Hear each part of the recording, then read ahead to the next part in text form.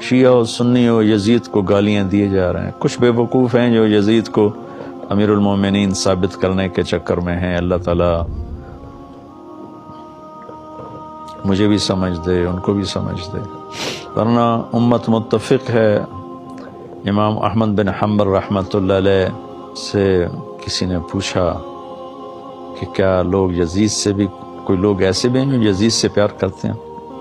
تو امام احمد بن حنبل نے فرمایا کہ کیا اللہ اور رسول اور آخرت پر ایمان رکھنے والا یزید سے پیار کر سکتا ہے؟ نہیں کر سکتا. لیکن حیرت کی بات ہے، کام سارے وہی کرتے ہیں جو وہ کر گئے. کرسی کے لیے ظلم بھی ڈھاتے ہیں، ایمان بھی بیچتے ہیں، ضمیر کو بھی بیچتے ہیں. محرم آتا ہے تو روتے حسین کے لیے ہیں، کھڑے ہوئے یزید کی صف میں ہیں. نوحہ اہل بیت کا پڑھتے ہیں، کام شمر والے کرتے ہیں، ابن زیاد والے کرتے ہیں.